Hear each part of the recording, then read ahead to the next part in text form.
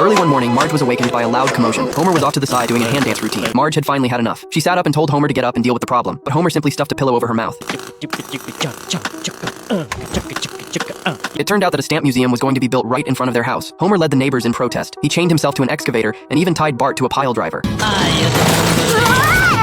Again! That's enough.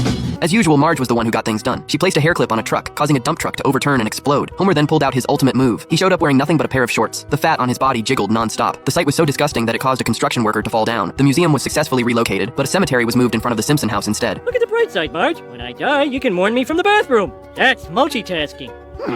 Before long, the cemetery arrived. After the workers set up the gravestones and crows, they dripped squeaky lubricant onto the front door. From then on, Lisa spent every day worrying about the cemetery. Bart kept scaring her whenever he got the chance. Is always the first to get feasted upon. Lisa finally dragged Bart outside. Stop scaring me!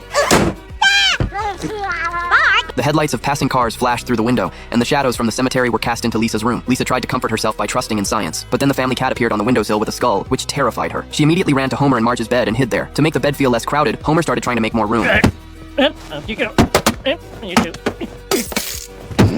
The night finally passed. Lisa kicked Homer right out of bed with a single kick. Homer had finally had enough. Both he and Marge agreed that Lisa should go back to sleeping in her own room. That night, Lisa sat alone in her room reading. Outside, thunder roared and lightning flashed. She got out of bed and walked to the window, but what she saw was even more frightening. A man was digging a hole in the cemetery, then a hand emerged from the ground. Lisa slammed the window shut, fear clearly visible in her eyes. At that moment, Homer and Marge finally came home. Lisa was trembling in their bed. No matter how much they tried to persuade her, she refused to return to her bedroom. Eventually, the Simpsons went to Lisa's room themselves. The crows outside the window frightened them so badly that they started trembling too. Then they witnessed William being knocked unconscious. As a result, they retreated to their own bedroom, but the number of people in the room kept growing. Lisa realized things couldn't continue like this, so she took the family dog and Bart to the entrance of the cemetery. She was determined to overcome her fear. With the dog beside her, she boldly stepped into the cemetery, but the moment she entered, she regretted it. By then, there was no turning back. The dog was trembling with fear as well, and chose to jump over the wall and leave. With no other choice, Lisa continued on alone. Coincidentally, Wiggum was also in the cemetery leading a search for grave robbers. Before long, he got separated from his officers. He was terrified too. Afraid that his police uniform was too noticeable, he immediately took all his clothes off, but he unexpectedly found the portable music player he had lost days earlier. Putting on his headphones and immersing himself in the music, he wandered off while swaying to the beat.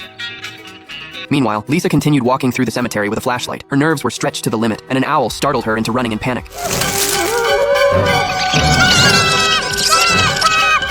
In the end, she accidentally crashed into a gravestone and passed out. Fortunately, Homer and Marge found her just in time. If you do, I'll get you a new pony. New pony. This is still part of your dream. Dreaming. Now you're awake.